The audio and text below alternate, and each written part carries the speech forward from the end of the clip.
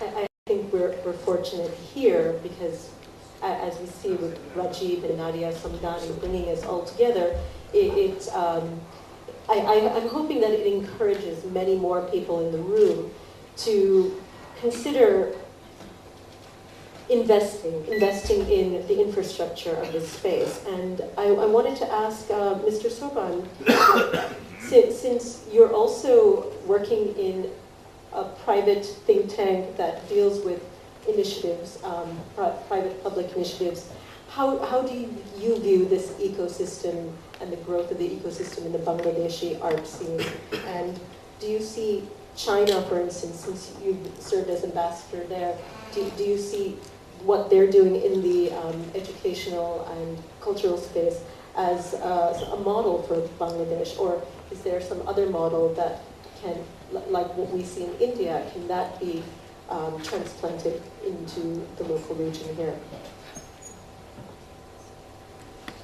Well, before I respond to that, I just wanted to share 3 or 4 kind of random thoughts inspired by listening to the previous speakers. One is this sort of dialectic between tradition and modernity. And indeed, we see a lot of that here. I think this is still a debate in progress. And what is, of course, interesting is the role of the government and the fact that in many ways the government has linked this to the issue of identity. Now the government has been traditionally, and indeed it's been the Ministry of Foreign Affairs that has taken the lead role in terms of purchase of art.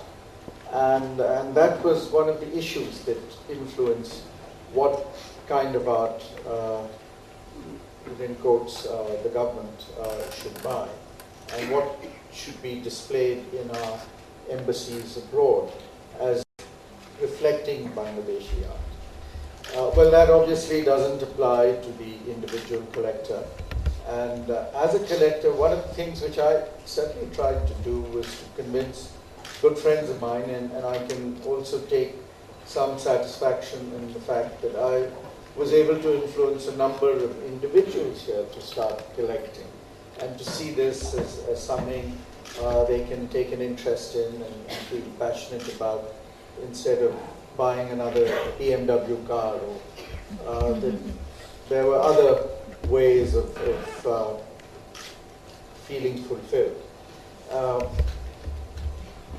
One of the big issues, certainly as a collector, and that applied in particular to myself, and I go back to my days in China, was, should I buy Chinese art? And, in those days, Chinese sort of modern pop art, you could pick it up at next to nothing.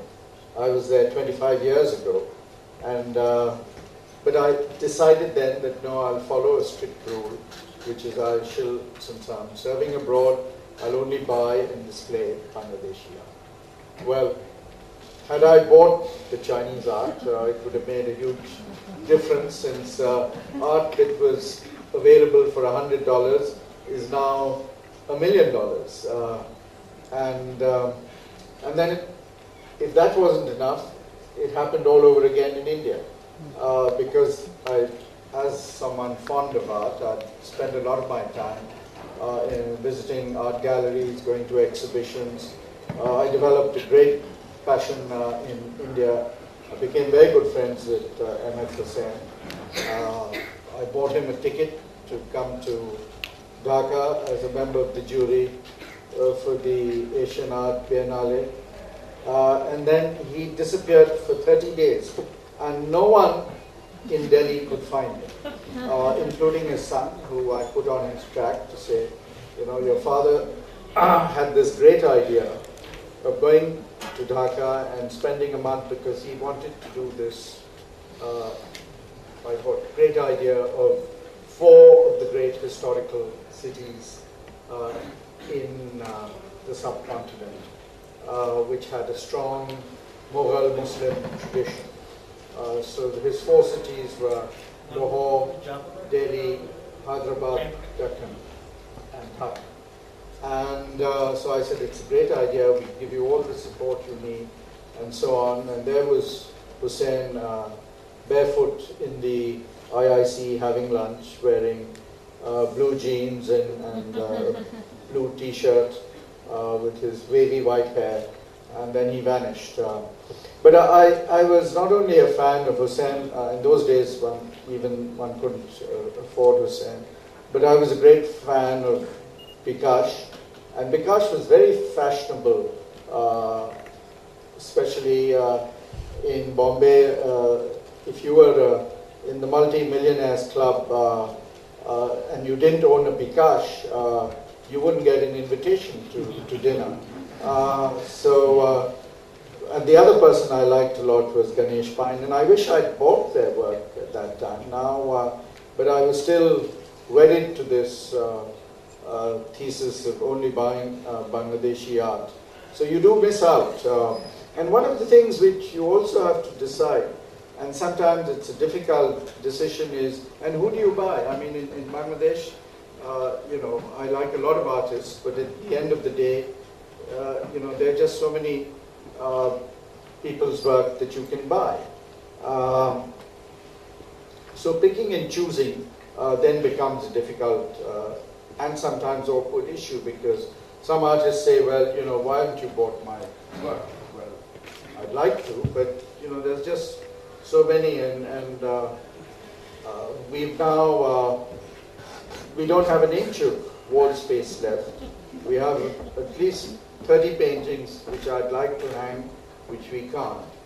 So wall space then becomes, so what's the point of buying if you can't display it, and can't enjoy it or see it? Now on this issue of ecosystems and whether we're going to be influenced by China or India or X, Y, Z.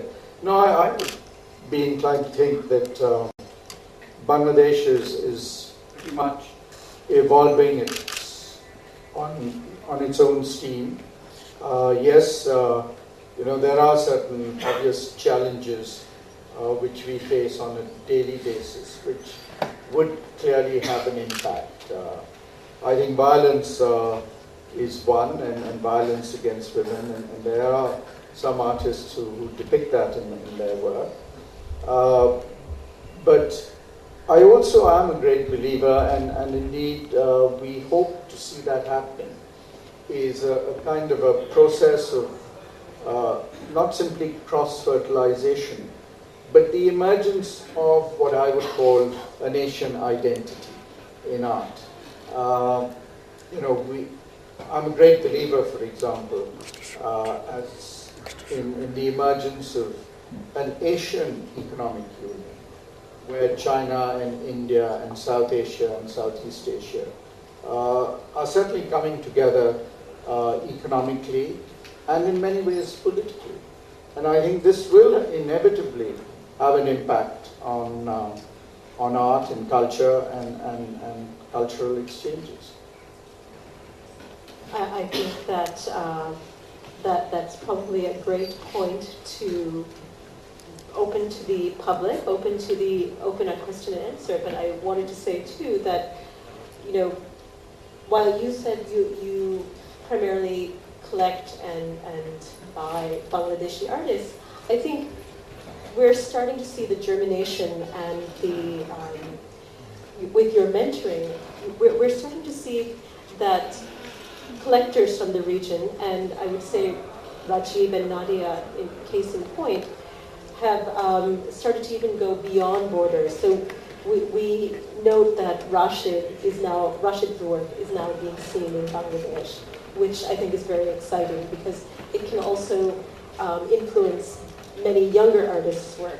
And we're also starting to see a cross-fertilization in collecting that goes beyond what are current geographic borders within the subcontinent. So, for instance, Ananth of the Devi Foundation, which Fabio mentioned, and where Rashid curated a very important show of younger Pakistani art, I think was one of the best received shows in India, for instance. And at a time when there was a lot of political turmoil, that was one of the shows where a number of students from, say, Jawaharlal Nehru University went and said, there are more exciting things happening, and I quote, there are more exciting things happening in Pakistan in some aspects of the contemporary art world and practice than even in India. And I think we are starting to see, certainly with more artist exchanges and forums like this, and collectors that are moving across boundaries and meeting each other in places like New York or Paris or London, that for Bangladeshi art, for Indian art, for Pakistani art, and South Asian art to grow, and Fabio being on this panel is a case in point, that to become more, it's all becoming much more international, and I think that is the best thing that can happen in this art world. So I'd like to open up the questions to the audience for any of our panelists and thank them for coming and being on this platform and forum.